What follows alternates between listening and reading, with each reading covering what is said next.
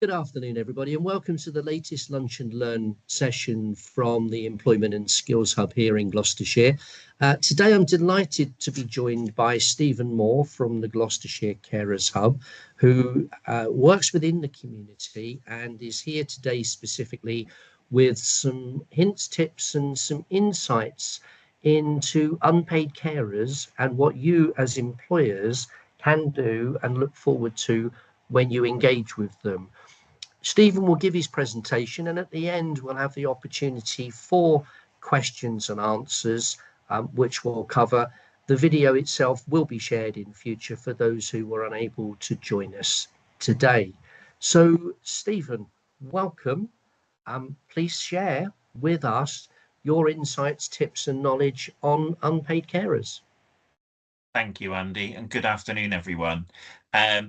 The presentation I'm giving today falls under the banner of some work that we do around carer awareness. And we're going to talk specifically about being a carer-aware employer. Just skipped a slide there. So yes, we're going to talk about being a carer-aware employer. So a little bit of information about carers and who they are, because many people misunderstand what a carer is, don't readily self-identify as a carer either. 1 in 7 employees are juggling work with carer commitments, so it's a lot of employees. And carers are people who support someone with a physical or mental health condition where a degree of dependency exists. And that person wouldn't normally be paid to undertake that caring role, but they could be in receipt of benefits. In fact, Gloucestershire Carers Hub can help carers to understand what benefits they're entitled to. And we can give them some ideas about how to apply for those benefits as well. The attrition rate for carers in terms of resignations and reducing hours is high. So 40% of employees can quit their job as a result of caring. And 22% of employees have reduced their working hours as a result of caring for someone. Carers commonly say that they feel alone in their caring role. Isolation is a big problem for carers, and they struggle to make time for themselves. And that could be for the simple things that we take for granted. When they're working, balancing of that time is even harder. And it's common for carers to experience negative effects on their physical and mental health. Carers who can't work as many hours or where the second income of a cared for is not there will struggle with finances. Carers often struggle with the practical aspects of caring for someone, such as dressing and washing somebody. And a quote from a carer: I thought I worked for myself and I thought I was just watching out for my mum as we lived together, but was told by the health practitioner who diagnosed my mum with early dementia that I'm in fact a carer. We as an organisation work alongside of healthcare professionals out in the community to encourage them to refer carers to us. So carers are often not good at, identifying themselves as a carer, and we rely on the help of healthcare professionals. And it could be employers as well, helping carers to understand that they're a carer and to reach out for some support. Carers who are supported by an employer are more likely to stay in post and to be present at work with less absence. A supported employee will be more productive, and retention means less recruitment costs. Stress for employees can be reduced and morale can be increased, and having a reputation for being inclusive will help attract new talent. Carers can bring their own skills, namely empathy, organisational skills, practical skills, and having an inclusive workplace helps everyone feel valued and helps people succeed. By employers becoming carer aware, they would have increased understanding as how to make minor adjustments and can make a substantive difference to the carer's work-life experience. So we've developed an employer's toolkit. This is the really important part of the presentation. The Employer's Toolkit is available for download from our website, and you can see from the slide that there are a number of things that you can put in place that can help carers. So first of all, there's the Staff Carers Network. That can be very informal. It can be a chance for carers to come together and support one another. By being in touch with one another, they can offer each other the benefit of their own experience, and it can be very supportive. Having a carers policy can be part of your approach to equality and diversity within the workplace. A specific policy dedicated to carers is the best way to outline that you're a carer-aware employer. We'd suggest that you include some employees in developing that policy, and the policy should include a definition of what a carer is. And if you've got any issues with developing that policy, it's something that we, Gloucestershire Carers Hub, can support you in developing that policy. We can provide you with examples of policies that other organisations have produced. You might have an employee assistance programme already, so including carers within that employee assistance programme can be good. You could, for instance, have discounted memberships at leisure facilities. You might have access to counselling for your employees, and being aware of carers within that counselling scheme is really important. If the employee is a carer, they can access the carer support service offered by Gloucestershire Carers Hub. So it's important that you have that route to support for individual carer employees in place. One of the things that we offer at the Carers Hub, for instance, is a discount card. We also run a Be Empowered program for carers to help them receive information and support for them in their caring roles. The Be Empowered program includes sessions on the emotional effects of being a carer. It includes working with healthcare professionals, because sometimes carers can be left out of conversations when doctors and nurses are talking to the person you care for.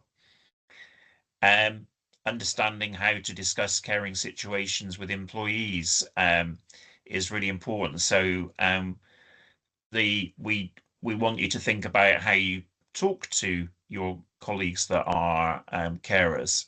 Having line manager training in place. We've got a program called the Carers Champion Training. It's a 30-minute e-learning program. That training can be useful for line managers in terms of helping them understand what carers do and who they are, and having knowledge of the support that's available. Flexible working is another important consideration. Providing carers with the chance to tailor their working hours, so that appreciate that the employer needs to have employees available at certain key times of the working week, but some flexibility in working arrangements can be really important for carers. Having carer-friendly recruitment and building a reputation for having carer-friendly recruitment can be really positive. Contingency planning is really important. It's something that Carers Hub can help individual carers with. For instance, we've got a carers emergency scheme card, which can give carers, it's sort of a helpline number on it. And if a carer is in hospital and unable to tell someone that they're a carer, that number comes through to us, and we're able to send in that person's family member or friend, or if they haven't got a family member or friend that can step in, we can send in a professional for a limited period of time. Having workplace champions for carers can be really positive. You might want to, in your staff surveys, look at asking carers if they are looking after someone, asking employees if they're carers. A carer passport is a way of collecting information, and we can provide templates for carer passports. And you need to decide who in the organisation has the carer passport, whether it's the individual carer or whether it's a line manager. And we'd encourage people to talk about caring as part of their discussions with line managers. So there are a variety of things in the toolkit there that you can have in place that can make a big difference to carers within the team. I skipped a slide there, apologies. So I'd like to talk to you a bit about the support that's available from Gloucestershire Carers Hub. We understand that supporting someone can at times put pressure on your physical, emotional health and well-being, but we want to reassure carers that there is a wide range of support available from the Carers Hub. So we offer free support to carers who are over the age of 18, including parent carers, either living or supporting someone in Gloucestershire. And the help that's available includes an information, advice, and guidance from our triage team. And that can really importantly include emotional support. Carers can ring us at any time during the working week. We are open a couple of evenings in the week as well, on a Tuesday and Thursday evening. And they can call when they're having a hard time and talk to us about what's going on, and hopefully get some really practical and positive advice as well. We offer wellbeing support, and we do that in a couple of ways. We've got counselling services available, 6 weeks free of charge. And we've got an emotional wellbeing specialist, or a wellbeing specialist, that can work with individual carers over 6 weeks to look at their health and wellbeing and making time for themselves. Our triage team are the first point of contact for carers coming to us, and they offer one of the things that carers are entitled to is a carers assessment. And the carers assessment begins with an informal conversation, looking at how the caring role is affecting someone's life in terms of their health and well-being, their finances, whether they're able to make time for work or education. And at the end of that conversation, sometimes we can provide enough information and advice for that carer to move forward. We might have covered contingency planning in that conversation. Contingency planning is really important, and we help carers to think about what they would do if they're unable to continue to provide that care. That includes the carers emergency scheme that I've already mentioned. We can offer advice about benefits and finances, because that's often a minefield for people. And we can offer people advice about how to fill in the forms. We've got access to groups, training and social activities. There are a number of groups that meet around the county for carers to get together. They tend to happen, it's fair to say, during the working day, but there are online get-togethers that we arrange that are out of working hours, so carers can meet in the evening or weekend online with other carers. We provided carers with a chance to go out on trips, so we've had, for instance, several trips to Westonbirt Arboretum, where we've given carers free entry, a free tour, and free tea and coffee and cake. We've had boat trips on the Willow Trust boat, so there are a variety of activities that carers can get involved with. Carer Aware discount scheme I've already mentioned. It currently offers discounts at 120 local businesses. We've got a program called Buddy Up, where we introduce carers to other carers who may be caring for someone with a similar condition, or they may have similar interests. And we also help carers to think about how they manage their employment and how they balance their caring role with their employment. We have got a translation service available, and we also support carers at the end of their caring role for 12 months after their caring role has ended. And we've got a number of carers that stay in touch with us. Some carers go on to volunteering with us, so that they can give something back after having been supported while they've been carers.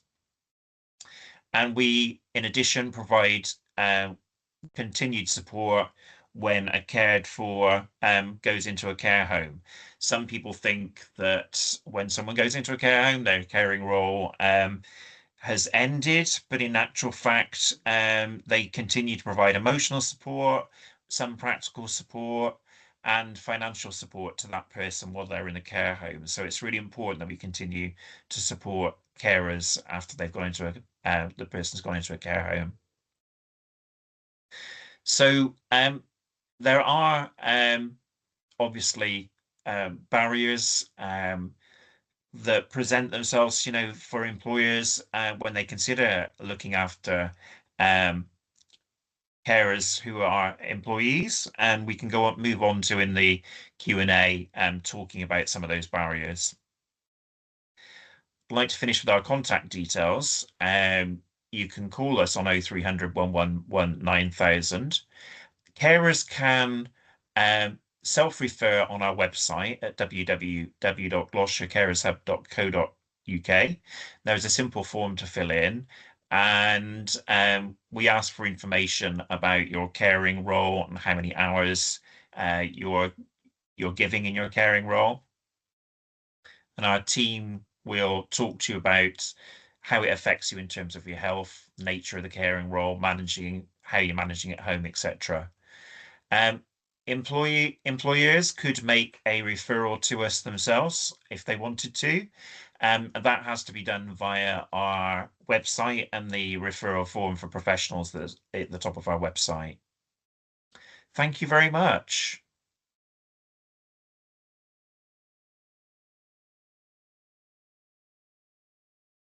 Stephen, that was very interesting, and thank you for all the information that you've shared with us today, not least the important information about how our employers can get directly in touch with you for the support that you offer. Now, for those of us on the live session, and of course, if you're watching this in the recorded video, you won't go into the Q&A session, but the questions and answers that have been responded to by Stephen will be available to you in script form. So for now, thank you for joining us, and we hope to see you on our next Lunch and Learn session.